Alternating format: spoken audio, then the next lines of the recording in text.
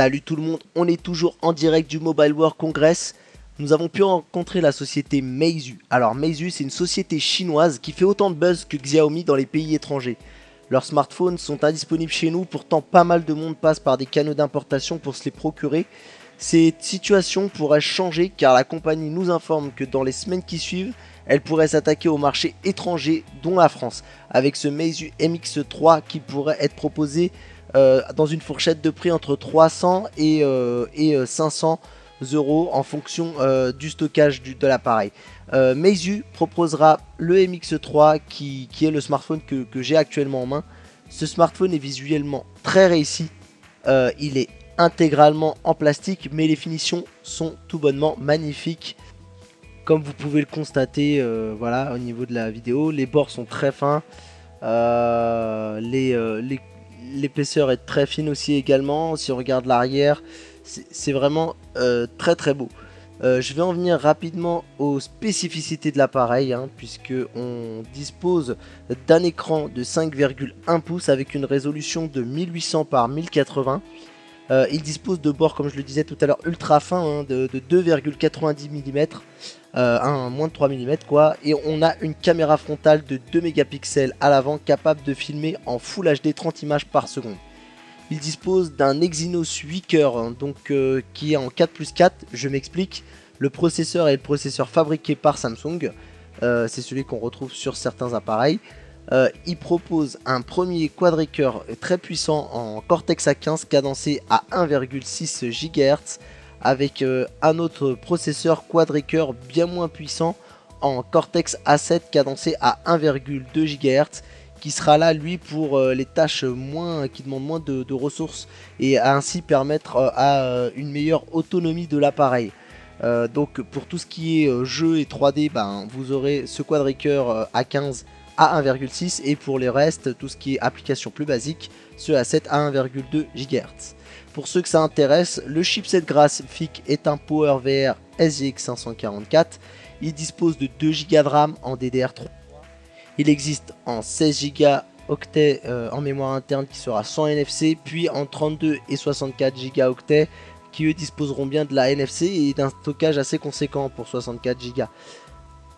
La batterie, c'est du 2400 mAh, donc c'est plutôt une bonne batterie. Ce qui est vraiment dommage sur ce téléphone, c'est qu'il n'y a pas pour le moment de compatibilité 4G.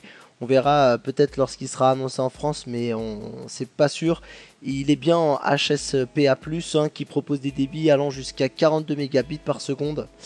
C'est bien un téléphone sous Android, mais Meizu a appliqué une refonte graphique assez complète. On peut carrément parler ici d'un fork. C'est-à-dire qu'on a pris la base d'Android et qu'on l'a modifié totalement. D'ailleurs, le nom de ce fork est Flame OS 3.0, donc Flame OS pour système d'exploitation.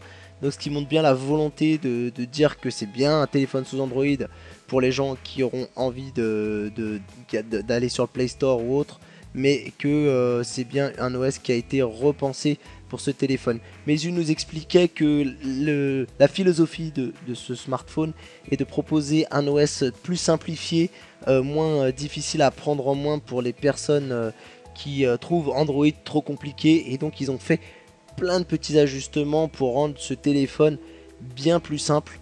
Je vous propose de découvrir une vidéo qui vous permettra de faire un aperçu de toutes ces fonctionnalités.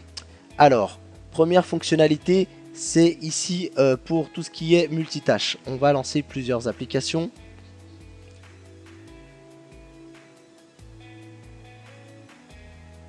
Voilà, une fois toutes les applications lancées, si on veut arrêter une seule application, un simple swipe vers le haut suffit. Si on a envie de libérer toute la mémoire vive, un swipe vers le bas kill toutes les applications. Et voilà, on n'a plus aucune application qui tourne. Voilà, si vous regardez en bas, il n'est pas possible de rajouter plus d'applications à cause de la taille limite de l'écran. Dans ce cas-là, vous avez deux possibilités, ou créer un dossier pour ajouter une application dans cette barre ici, mais également vous pouvez avoir une autre barre de raccourci et vous pouvez ajouter une application en sélectionnant l'appli que vous souhaitez mettre. Meizu a également intégré énormément de fonctionnalités sur son bouton Home. On va vous faire une petite démonstration, vous verrez que ce Home bouton est bien plus, dispose de quelques fonctionnalités ingénieuses. Voilà, on va sur une fenêtre. Si on souhaite revenir sur l'écran précédent, il suffit de swiper vers le haut. pour revenir sur l'écran précédent. Un seul appui, on revient directement sur le home screen. Une des innovations sur l'aspect logiciel est de trouver le moyen pour rendre le grand écran plus accessible avec une seule main.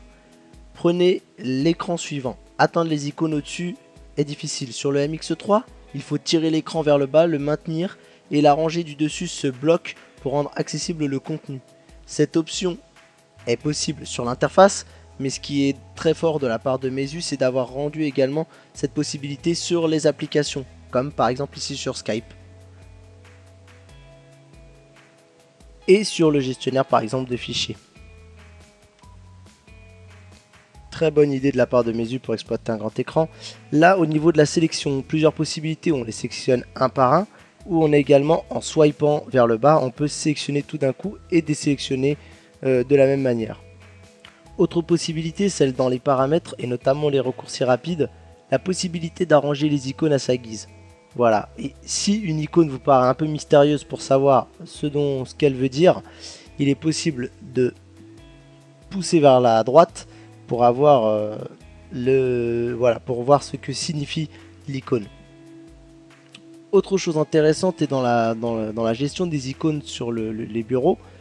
Voilà, il suffit de, si vous souhaitez déplacer une icône, vous voyez comme c'est fastidieux de passer d'un bureau à l'autre. Pour revenir sur l'écran d'accueil numéro 1, il suffit d'aller glisser l'icône vers le screen A et elle va automatiquement se ranger sur la fenêtre, le bureau virtuel désiré.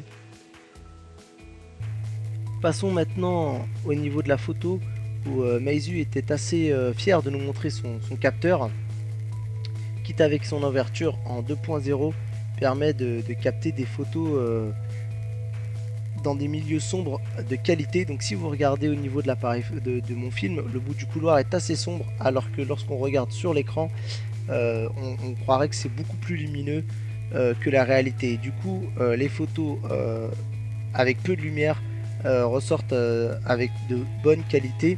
Meizu a mis en avant également son mode rafale qui permet de prendre beaucoup de photos dans un délai, dans ce qu'ils appellent le zéro délai, et également au niveau de la qualité des photos qui sont prises, puisque vous savez que le mode rafale diminue la qualité des photos, et là Meizu nous assure que la qualité des clichés pris sont très très bons.